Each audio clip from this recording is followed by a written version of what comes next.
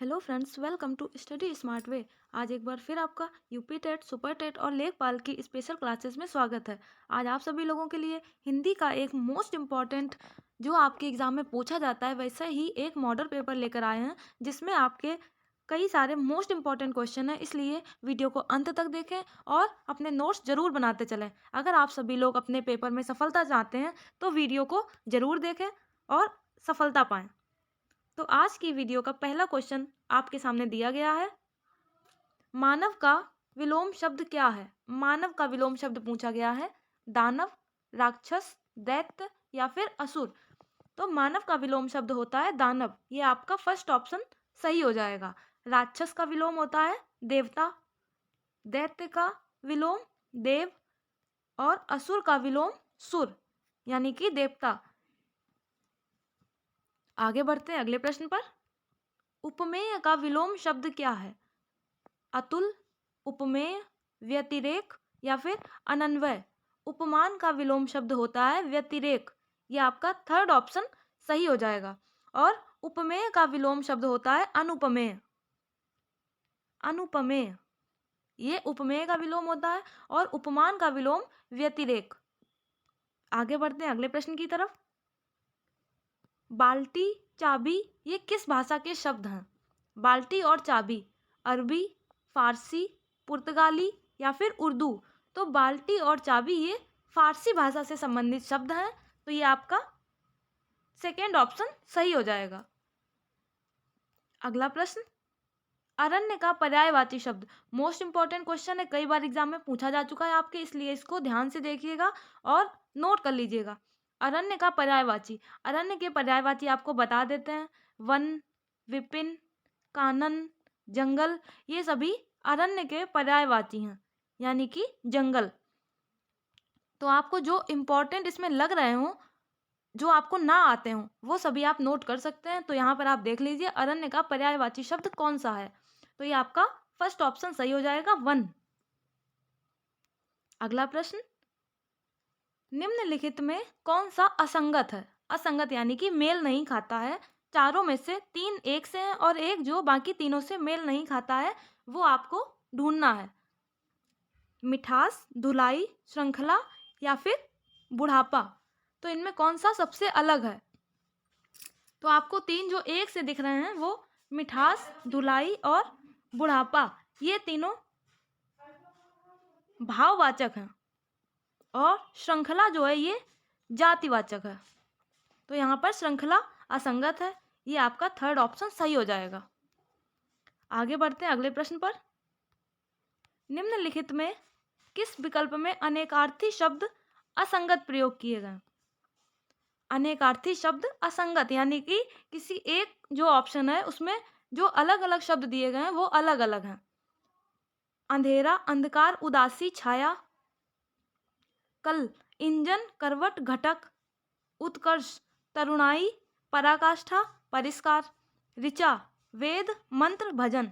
तो इनमें से कौन सा शब्द तीन से मेल नहीं खाता यानी कि अपने पर्यायवाची शब्द किसका अलग है? तो ये आपका सेकेंड ऑप्शन सही हो जाएगा, कल। ये ऑप्शन गलत है। आगे बढ़ते हैं अगले प्रश्न पर। निम्न में से कौन सा विलोम योग में सही है? विलोम युग्म में सही है। हर्ष, आह्लाद, विद्वान, मूर्ख, विधवा, विजय, आसक्त, अनुरक्त। इनमें से कौन सा विलोम युग्म सही है ये पूछा गया है। तो हर्ष का होता है, हर्ष का विलोम शब्द, तो यहाँ हर्ष और आह्लाद का विषाद होता है, विधवा का सधवा होता है, विजय का पराजय, आसक्त का अनासक्त, अनुरक्त का विरक्त। और यहाँ पर ये जो सेकेंड ऑप्शन दिया गया है विद्वान का मूर्ख, ये सही हो जाएगा। आपका सेकेंड ऑप्शन सही हो जाएगा। आगे बढ़ते हैं अगले प्रश्न पर। हर्ष, करुणा, प्रेम, घृणा आदि मनोभावों के सूचक शब्दों के साथ किस विराम चिन्ह का प्रयोग किया जाता है? आपको विराम चिन्ह, सभी विराम चिन्हों के नाम बता देते हैं। ये प्रश्नवाचक, ये विस्मयवाचक, ध्यान से देखिएगा, ये विस्मयवाचक, ये अर्धविराम और ये विवरण चिन्ह आपके सामने सभी के नाम बता दिए गए हैं। अब आपको बताना है कि हर्ष, करुणा, प्रेम, घृणा आदि मनोभावों के सूचक शब्दों के साथ किस विराम चिन्ह का प्रयोग किया जाता है।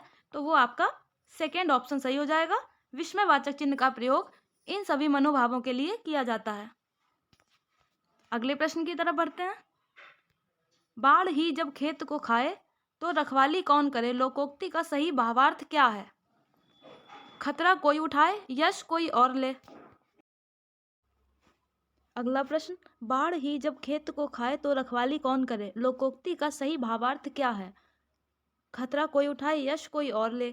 जिसने कष्ट नहीं देखा वो दूसरे का कष्ट क्या जाने। रक्षक ही भक्षक को खाए तो आगे कौन कहे। आज के युग में धन ही सब कुछ है। आपको इस लोकोक्ति का अर्थ बताना है कि बाढ़ ही जब खेत को खाए तो रखवाली कौन करे। तो ये आपका थर्ड ऑप्शन सही हो जाएगा। इसका भावार्थ, जब रक्षक ही भक्षक को खाने लगे तो फिर आगे क्या कहा जा सकता है। ये आपका थर्ड ऑप्शन सही हो जाएगा। आगे बढ़ते हैं अगले प्रश्न पर। राधा बदन चंद्र सो सुंदर में कौन सा अलंकार है। यानी राधा जी का बदन, शरीर चंद्र के समान सुंदर है, इसमें कौन सा अलंकार है। उत्प्रेक्षा अलंकार, उपमा अलंकार, यमक अलंकार, अनुप्रास अलंकार। तो यहाँ पर राधा जी के शरीर की तुलना चंद्रमा से की गई है, तो यहाँ पर उपमा अलंकार हो जाएगा। ये आपका सेकेंड ऑप्शन सही हो जाएगा।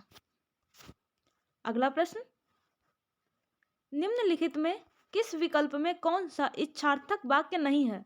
इसमें कौन सा इच्छार्थक वाक्य नहीं है।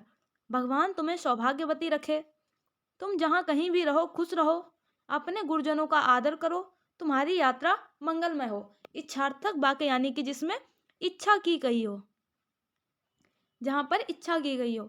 तो ये ऑप्शन में इच्छा की गई है, भगवान तुम्हें सौभाग्यवती रखे, तुम जहां कहीं भी रहो खुश रहो और तुम्हारी यात्रा मंगलमय हो। ये तीनों ही वाक्य इच्छार्थक वाक्य हैं। ये आपका थर्ड ऑप्शन जो है, अपने गुरुजनों का आदर करो, ये इच्छार्थक वाक्य नहीं है, ये आज्ञार्थक वाक्य है। ये आज्ञार्थक वाक्य है। यहाँ पर कहा गया है कि अपने गुरुजनों का आदर करना चाहिए, तो ये आज्ञा दी गई है। तो ये आपका थर्ड ऑप्शन सही हो जाएगा। आगे बढ़ते हैं अगले प्रश्न पर। निम्नलिखित में श्रोता के लिए किस सर्वनाम का प्रयोग किया जाता है। श्रोता यानी कि सुनने वाला। उत्तम पुरुषवाचक सर्वनाम, मध्यम पुरुषवाचक सर्वनाम, अन्य पुरुषवाचक सर्वनाम या उपरोक्त में से कोई नहीं। तो यहाँ पर श्रोता के लिए किस सर्वनाम का प्रयोग किया गया है, तो वो आपका मध्यम पुरुषवाचक सर्वनाम हो जाएगा। ये आपका सेकेंड ऑप्शन सही हो जाएगा। उत्तम पुरुषवाचक सर्वनाम का प्रयोग वक्ता के लिए किया जाता है, यानी कि बोलने वाले के लिए। मध्य पुरुषवाचक का श्रोता के लिए यानी कि सुनने वाले के लिए, और अन्य पुरुषवाचक का प्रयोग किसी तीसरे के लिए किया जाता है। ये मोस्ट इंपॉर्टेंट है, इसलिए इसको देख लीजिएगा।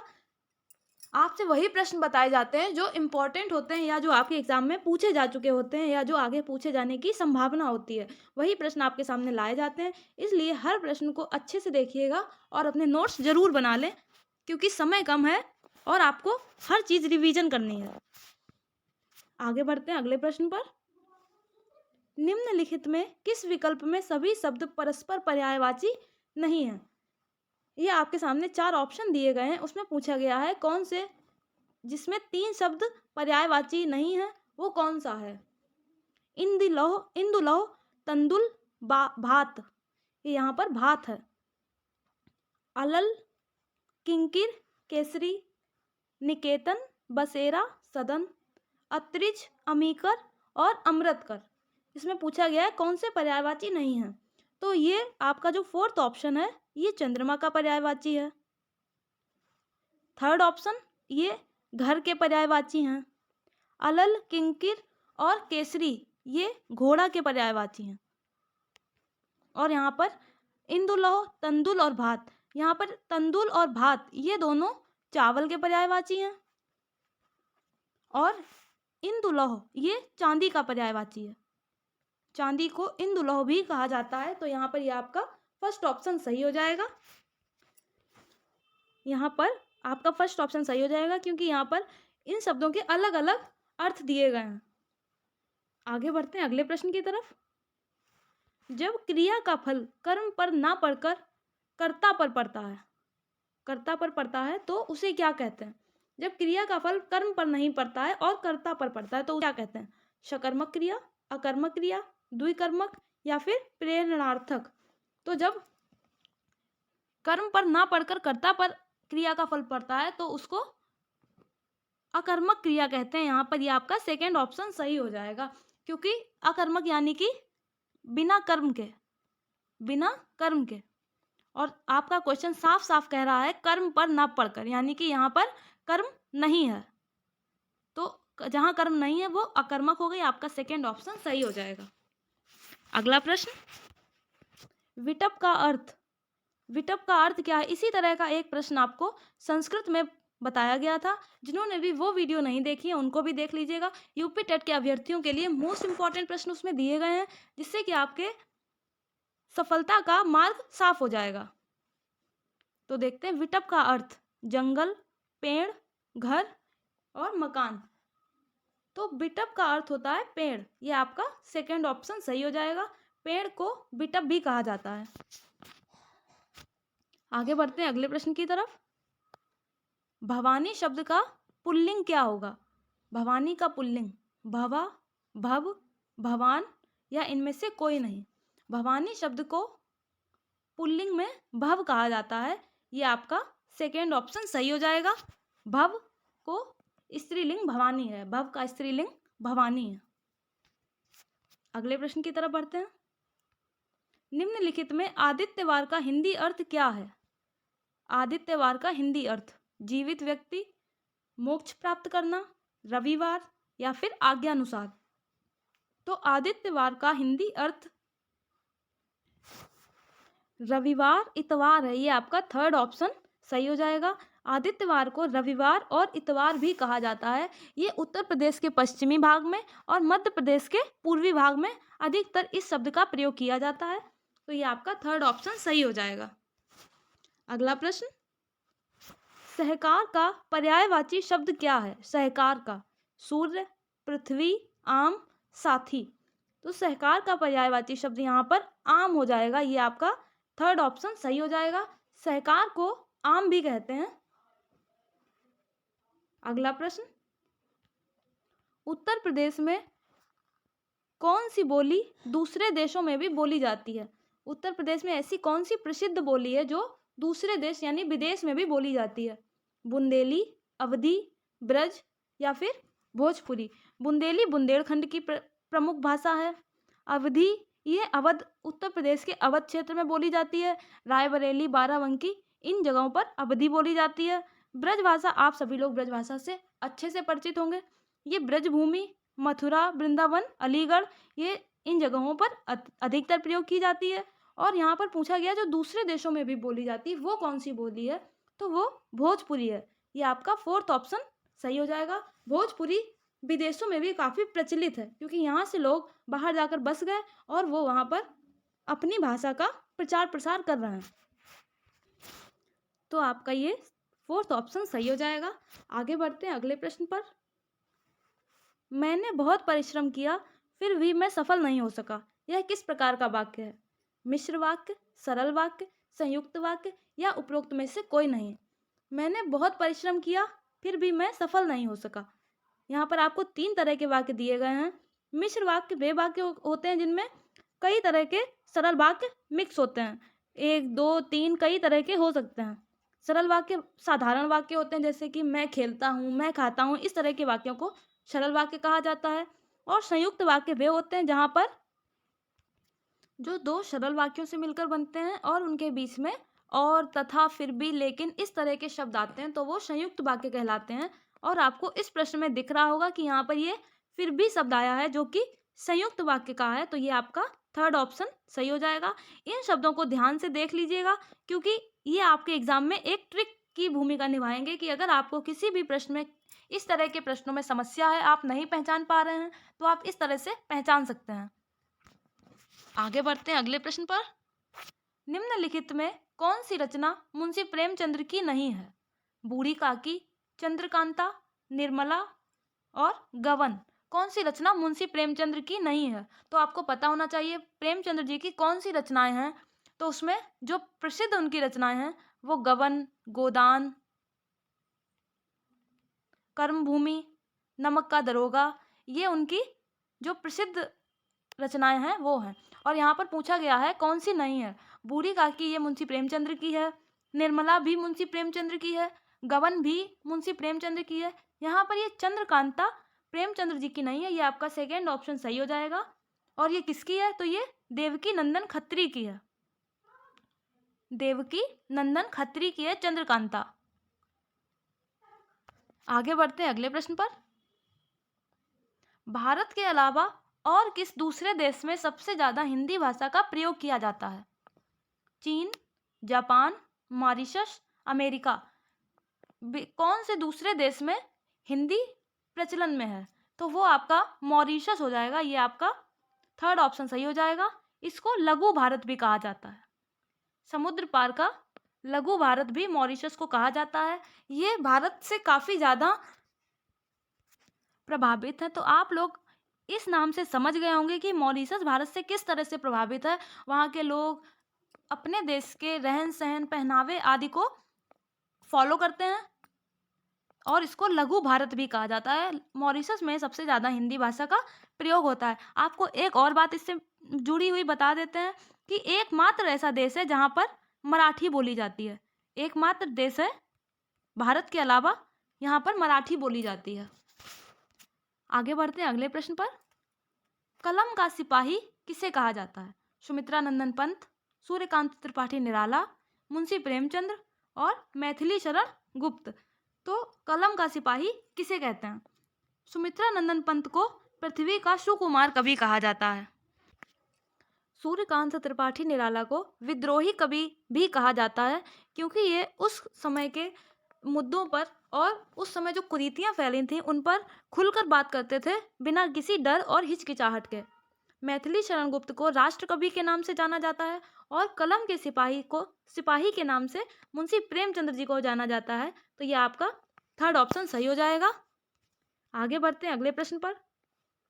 वह घर घर भीख मांगता रहता है, वाक्य में कौन सा कारक है? वह घर घर भीख मांगता रहता है। अपादान कारक, कर्म कारक, अधिकरण कारक या फिर संबंध कारक। तो यहाँ पूछा जा रहा है वह घर घर भीख मांगता रहता है, वाक्य में कौन सा कारक है? अपादान कारक होता है जो वो से अलग, यानी किसी चीज से अलग होने के लिए अपादान कारक का प्रयोग किया जाता है। जैसे पेड़ से पत्ता गिरता है तो वहां से अलग हो रहा है, इसलिए वहां पर अपादान कारक प्रयुक्त हो जाएगा। कर्म कारक को, जहां पर को जैसा शब्द आता है वहां पर कर्म कारक होता है। अधिकरण कारक होता है जहां पर में और पर जैसे शब्द आते हैं। संबंध कारक का, की, के, जहां पर इस तरह के शब्द आते हैं वहां पर संबंध कारक होता है। तो ये आपका सेंटेंस जो है वो घर घर भीख मांगता रहता है, यानी कि वो घर घर में भीख मांगता रहता है। यहाँ पर में छुपा हुआ है तो ये अधिकरण कारक हो जाएगा। आपका थर्ड ऑप्शन सही हो जाएगा। अगला प्रश्न। कौन सा शब्द वर्तनी की दृष्टि से शुद्ध है? कवियत्री, कवित्री, कवित्री या फिर कवित्रीय। अक्सर लोग इस तरह के प्रश्नों में कंफ्यूज हो जाते हैं और गलत कर देते हैं अपना क्वेश्चन। तो यहाँ पर ध्यान से देखिएगा। वर्तनी की दृष्टि से जो शुद्ध शब्द है वो पूछा जा रहा है। तो कवि की जो स्त्रीलिंग होती है उसको कवित्री कहते हैं और उसको किस तरह से लिखा जाता है वो आपको बता देते हैं। तो कवियत्री सही तरह से इस तरह से लिखा जाता है। ये आपका सेकेंड ऑप्शन सही हो जाएगा। अगला प्रश्न। शब्द की ज्योति ना जली होती तो विश्व अंधकार में होता, यह किसने कहा था? शब्द की ज्योति ना जली होती, भरत मुनि, महर्षि पाणिनि, महर्षि दंडी या फिर वात्स्यायन। शब्द की ज्योति ना जली होती तो विश्व अंधकार में होता, यह कथन महर्षि दंडी का है। ये आपका थर्ड ऑप्शन सही हो जाएगा। अगला प्रश्न। रत्नाकार का संधि विच्छेद क्या होगा? रत्नाकार का आपको बता देते हैं। संधि विच्छेद रत्न धन आकार। अब आप देख लीजिएगा ऑप्शन में इस तरह का कहाँ दिया गया है? र धन आकार, रत्ना धनकार, रत्न धन आकार और रति धन आकार। तो रत्नाकार का जो सही संधि विच्छेद है वो आपका थर्ड ऑप्शन में दिया गया है, रत्न धन आकार। अगला प्रश्न। निम्नलिखित में अशुद्ध वर्तनी का चयन करो। यहाँ पर जो गलत जहाँ पर गलत तरीके से लिखा गया है वो आपको चयनित करना है। तो देखते हैं। पुनरुत्थान, चरमोत्कर्ष, ज्योतिर्गमय और अहिल्या। अहिल्या। तो यहाँ पर अशुद्ध वर्तनी कौन सी है? तो ये आपका फर्स्ट ऑप्शन सही हो जाएगा। ये गलत तरीके से लिखा गया है। इसको सही तरीके से लिखने का ये क्रम है।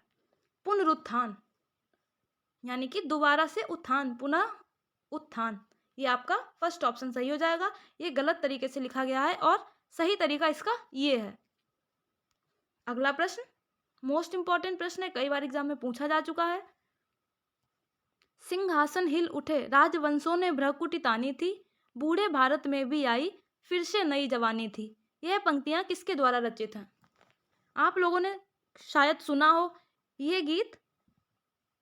चलिए पहले देख लेते हैं। महादेवी वर्मा, सुभद्रा कुमारी चौहान, माखनलाल चतुर्वेदी, सोहनलाल द्विवेदी। यह पंक्तियां वीर रस से संबंधित हैं और किसके द्वारा लिखी गई हैं? तो ये सुभद्रा कुमारी चौहान के द्वारा लिखी गई हैं। इनकी बहुत ही ज़्यादा, ये आपका सेकेंड ऑप्शन सही हो जाएगा। अब इस बारे में कुछ बात कर लेते हैं। सिंहासन हिल उठे राजवंशों ने भ्रकुटी तानी थी, बूढ़े भारत में भी आई फिर से नई जवानी थी, बुंदेले हर बोलों के मुख हमने सुनी कहानी थी, खूब लड़ी मर्दानी वो तो झांसी वाली रानी थी। ये पंक्तियां सुभद्रा कुमारी चौहान के द्वारा लिखी गई हैं और ये वीर रस की पंक्तियां हैं। ये रानी लक्ष्मीबाई जी के ऊपर लिखी गई थी। आगे बढ़ते हैं अगले प्रश्न पर। साहित्य का मर्म के रचनाकार कौन है? साहित्य का मर्म हजारी प्रसाद द्विवेदी, महादेवी वर्मा, मुंशी प्रेमचंद्र और अज्ञेय। साहित्य का मर्म के रचनाकार हजारी प्रसाद द्विवेदी जी हैं। ये आपका फर्स्ट ऑप्शन सही हो जाएगा और ये इन्होंने 1949 में लिखा है। हजारी प्रसाद द्विवेदी जी ने साहित्य का मर्म 1949 में लिखा है। आज के प्रश्नों की श्रृंखला यहाँ पर समाप्त होती है। वीडियो को अंत तक देखने के लिए बहुत बहुत धन्यवाद। इसी तरह के और यूज़फुल वीडियो पाने के लिए हमारे साथ जुड़े रहें। वीडियो अगर पसंद आए तो लाइक कीजिएगा, ज़्यादा से ज़्यादा शेयर करें, चैनल को सब्सक्राइब करें। Thank you. जय हिंद, जय भारत।